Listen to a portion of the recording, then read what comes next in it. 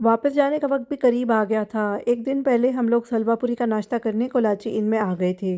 कोलाची इन से हलवा पूरी का नाश्ता किया। लास्ट टाइम भी ट्राई की थी यहाँ पर आने की, पिछले साल जब मैं विज़िट कर रही थी।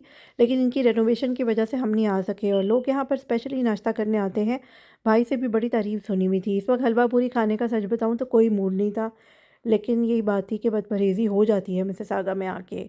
तो ख़ैर एनीवेज़ नाश्ता हो गया, अच्छा था इनका। उसके बाद फिर हम लोग जो है वो बच्चों को लेकर आ गए बॉलिंग के लिए।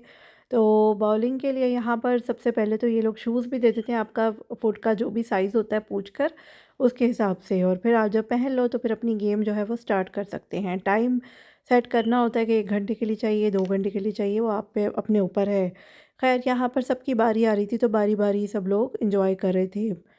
बच्चों के लिए भी ये अच्छा एक्सपीरियंस हो जाता है। वर्कआउट के साथ-साथ आपकी अच्छी एक्टिविटी हो जाती है, स्पेशली विंटर्स में जब यहाँ पर इतनी ठंड होती है और आप कोई आउटडोर एक्टिविटी नहीं कर सकते, तो ये एक अच्छी ऑप्शन आ जाती है।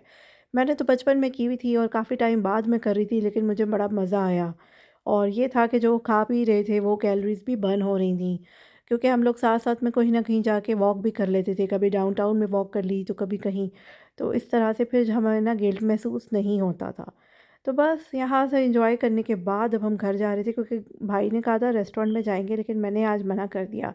मैंने कहा हम घर जाएँगे और घर का खाना खाएँगे, क्योंकि लेफ्ट ओवर्स इतने पड़े हुए थे फ्रिज में, तो जब तक आप उनको यूज़ करो तो फिर ही अच्छा लगता है ना कि आप आगे से और कुछ खाओ।